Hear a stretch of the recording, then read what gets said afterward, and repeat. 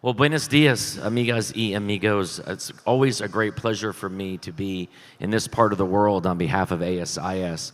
As a lot of the volunteers in the room know, I have a particular fondness for LATEM and some of the volunteers here in particular who work so hard to advance the mission of ASIS.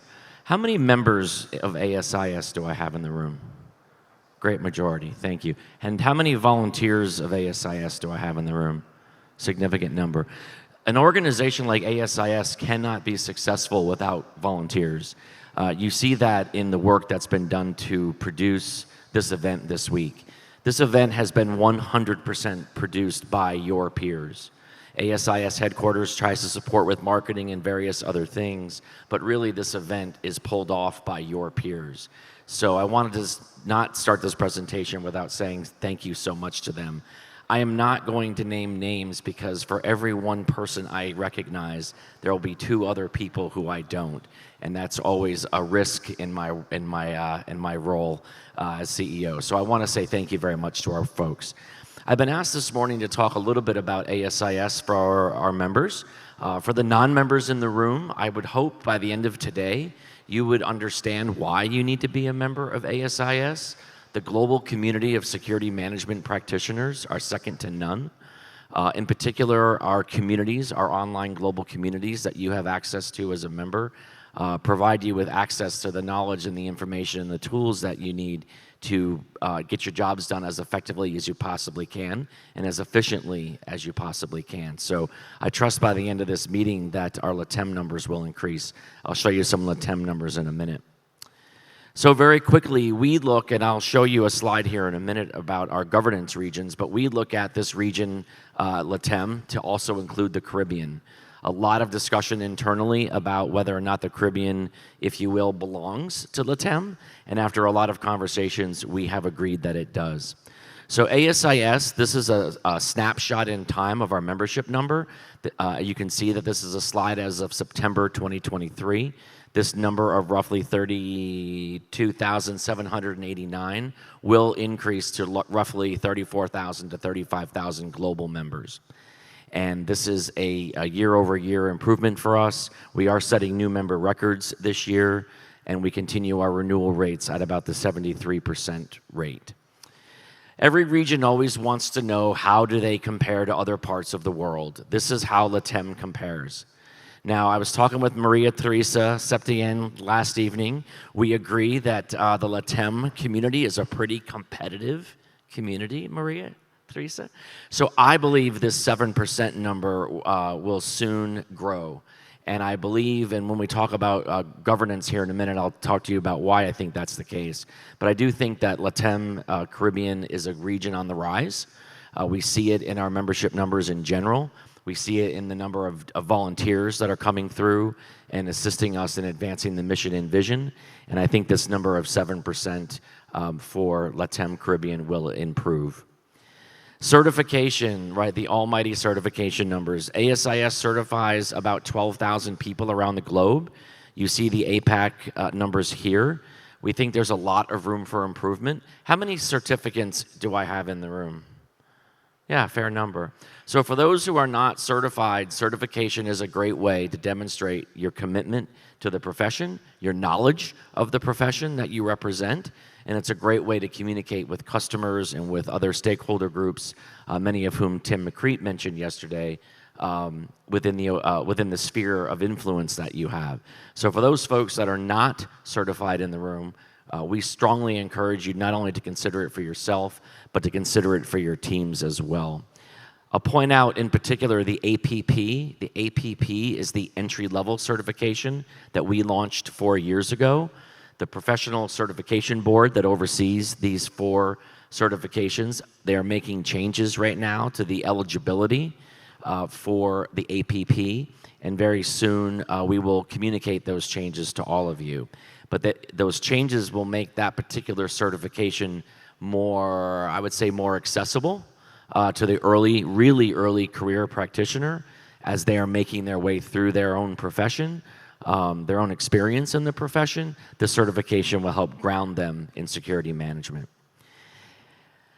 We get a lot of questions about the financial health of ASIS. I'm not going to read you this slide, but this gives you a general overview. The fact of the matter is that we weathered COVID well. We were able to do so largely because of great leadership from our global board, the great leadership, frankly, in the regions around the world that supported the global board and the headquarters team, and frankly speaking, with money from the U.S. government. As a U.S. Headquartered organization, we were able to access funds from the U.S. government that allowed us to do the work that we needed to continue to do to support the work that you do here in LATAM and Caribbean. So this slide basically says that we have returned largely to financial health, and this next slide basically shows you our historical trend. You'll see for fiscal year 24, we're at a relatively break-even number of $58,000 US, and you can see that the trend will continue into the six figures in the coming 2 or 3 years. Of course, FY25 and FY26 are projections, but I will say we have a great staff team at the office, and our projections have been pretty close for the last 7 years, so really proud of that. But the point of these slides for the members in particular in the room is that your organization is financially healthy, it's financially strong, and it continues to have the funds it needs to support the mission and vision of ASIS. So a couple more slides here on global governance, and I will tell you that while those in the room may not completely understand this, the importance of this, the Global Board in 2018 made a seminal decision to distribute its management and leadership authority around the globe to what effectively are 6 regions. And the idea really was for us to be global. Now, I don't know how the interpreters are going to interpret global, but the idea was that we want to be global and regional and local. And we were not really able to do that in what had been the previous structure that we had within the organization in 2016 and really largely before. So the Global Board worked very hard with the staff team, and this is the resulting structure. And why this structure matters to you is that this structure is going to enable us to deliver better, different, more products and services to this, in this case, LATAM Caribbean, faster. Whereas before, trying to do it all solely from the global level was very, very difficult. I think what it also importantly adds, and the next slide will not show this, what this also importantly adds are global voices to the board. So each of the 6 regions that ASIS has sort of carved the world up into, each of those 6 regions, regional boards will be served by a chairman and a board. I'm going to show you what LATAM looks like in a minute. And importantly, that chairperson, has a 2-year term on the ASIS Global Board. And that will enable the voices of the world, I think, to be heard more clearly, more loudly at the board level. When I came to ASIS in 2016, our goal was to be global, mobile, digital, and agile. And this org chart here represents a lot of the culmination of the work of the commitment of the Global Board to those 4 principles. So very quickly, I'm not going to read this slide, but I'll let you take a look at it. And we can provide these slides to folks after the fact without a problem. But this will be the composition of the board. Pablo is going to assume the chairmanship of the board initially. He will be supported by the positions that you see here. Marco Vega will assume the vice chair role, and then Tatiana is somewhere here. Tatiana will assume the secretary-treasurer role. We are in the process right now of evaluating applications through the regional nominating committee, and those announcements will be made in the next 6 weeks, Pablo, give or take. So in the next 6 weeks or so, we'll be able to announce the board. As important as the LATAM Caribbean board is, so are the committees that will be formed around these boards. And in the case of LATAM, they've chosen membership, chapter, governance and finance, and learning and events as their 4 primary committees that they will use to support the work that they do here in the region.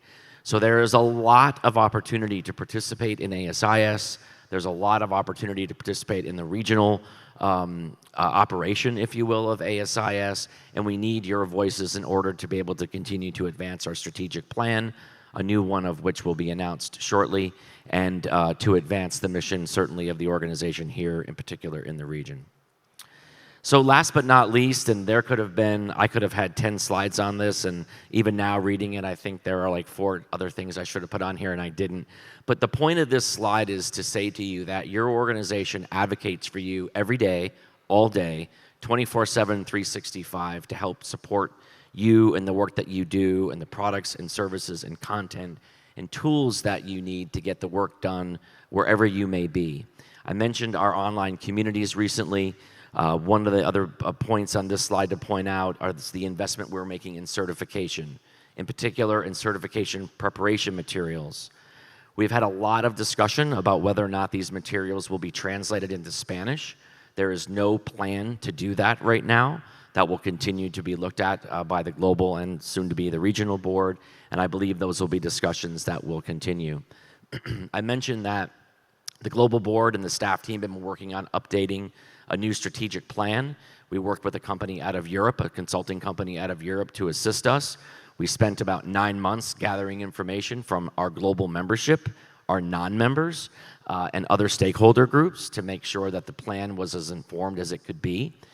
The board has made a very important choice to prioritize being a facilitator of knowledge and information and products and resources and tools and whatnot.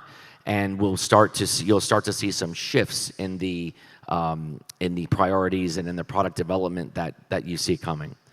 We've tried to, in the last 6 or 7 years in particular, really make the case for the topic that Tim McCreate spoke to yesterday on enterprise security risk management, and where the touch points are among and between physical security practitioners and cyber or technology practitioners. We are largely a physical security organization, but we have a lot of content around cyber and technology and its impact on the way that you practice physical security. So we will be coming out with 2 new certificate programs next year. I believe they will come out in Q2, Q3, in the calendar year 24. And again, it's an ongoing effort to continue to not only educate around ESRM and their principles, but to dive deeper for you into a program that allows you to carry more knowledge and information back and forth between the various hats that you may wear as you do the work that you do. The other thing I want to make sure I point out on here, for those that would like to submit papers, submit sessions for GSX 2024, which takes place next year in Orlando, Florida. The call for presentations will open up in December of 2023. This is a very rigorous process. The first level is blinded, so the committee that reviews all of the submissions, I think, Jenny, last year, 650, 700 or so submissions, which were whittled down to about 250 actual presentations that were accepted.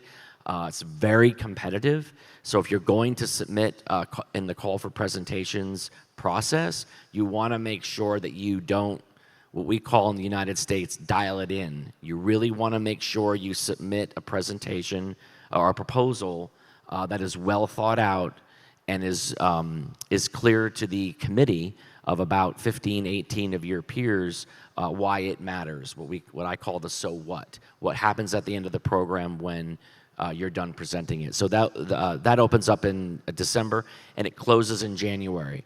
Very frequently, people miss these deadlines. After January 22nd, the system will not accept programs. And the reason for that is the committee has got to have its time to sift through the data that is submitted. So please be aware of that. Well, I appreciate it very much. Thank you again to the host committee and to Peru for its hosting. Thank you.